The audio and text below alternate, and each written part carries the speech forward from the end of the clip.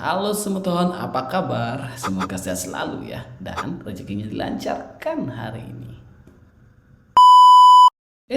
Bagi semeton yang belum subscribe, di-subscribe dulu ya channel YouTube-nya Penepi Singaraja agar nanti tidak ketinggalan informasi menarik lainnya. Kami juga ada informasi tentang kuliner, pariwisata, budaya, tradisi, bahkan sampai yang viral-viral semeton. Tanpa perlu berlama-lama lagi, yuk simak informasi berikut ini. Check it out.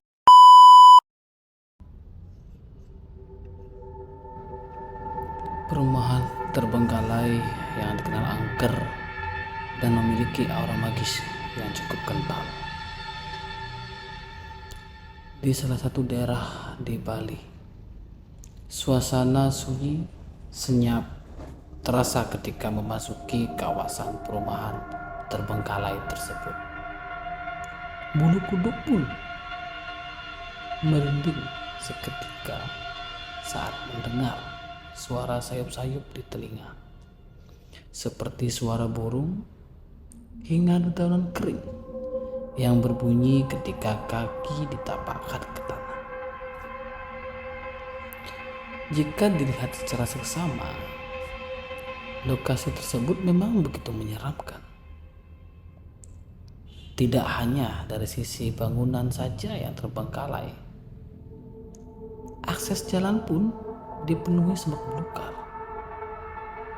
yang memperkuat tempat ini menjadi angker dan menyeramkan. Beberapa bangunan yang ada di tempat ini terlihat sudah hancur, bahkan terlihat tidak memiliki atap alias kopong. Konon tidak ada yang berani menempati lokasi tersebut dikarenakan ada beberapa alasan, terutama lokasi dari perumahan berada di dekat kuburan. Tidak hanya itu, keberadaan perumahan ini ada di antara dua buah kali atau pangkung.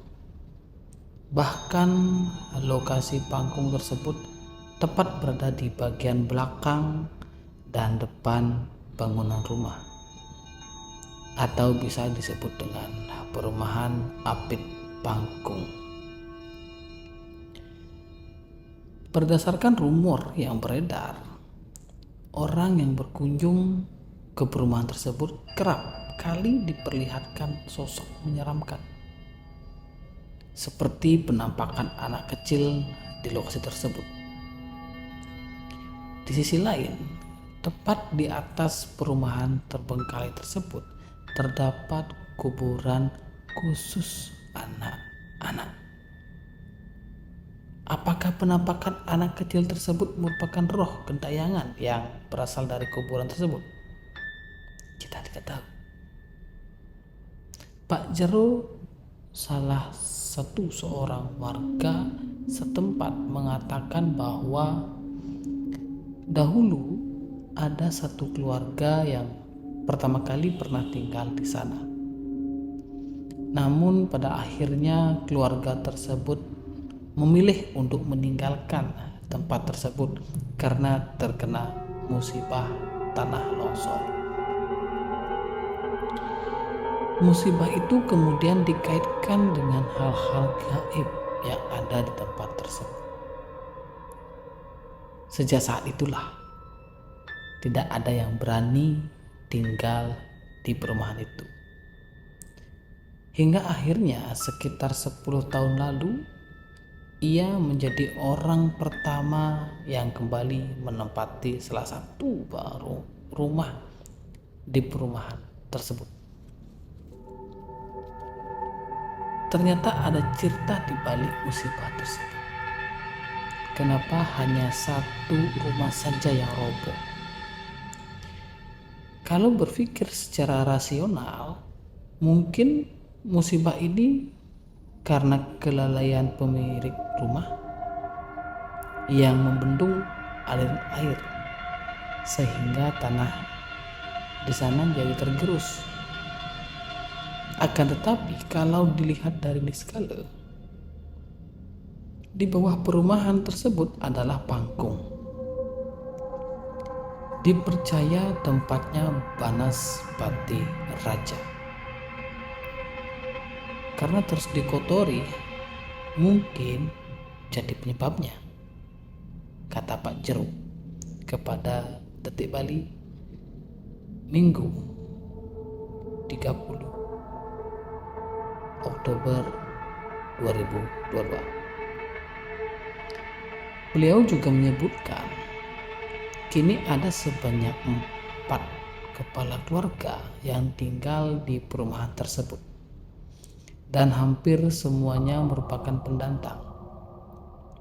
Ia sendiri berasal dari Jakarta yang kebetulan menikah dengan orang Bali. Ia pun tak menyangkal lokasi tersebut angker. Tempat itu, kata Pak Jero, kerap kali dijadikan lokasi uji nyali oleh sebagian orang. Tak sedikit yang mengalami pengalaman aneh, bahkan ada yang tiba-tiba pingsan karena melihat sosok yang sangat menyeramkan. Oleh karena itu, ketika ke sana, Pak Jero sering menyarankan agar menyiapkan sarana seperti canang sari serta dupa untuk memohon keselamatan di lokasi tersebut. Sebab di sana juga ada pelinggih yang dibangun oleh warga setempat. Intinya, kalau datang ke sana dengan niat yang baik, hal-hal seperti itu tidak akan terjadi. Akan tetapi, kalau sifatnya datang ke sana untuk menantang, bisa saja terjadi hal-hal aneh. Jadi saya selalu ingatkan sama orang-orang yang mau ke sana untuk sembahyang dulu pakai canang sari dan dupa, kata Pak Jero. Walaupun Pak Jero mengetahui lokasi tempat tinggalnya memiliki kesan angker dan menyeramkan, beliau mengaku nyaman dan tidak takut selama tinggal di sana. Sebab ia percaya manusia akan selalu dilindungi ketika dekat dengan Tuhan. Caranya yakni rajin sembahyang sesuai keyakinan masing-masing.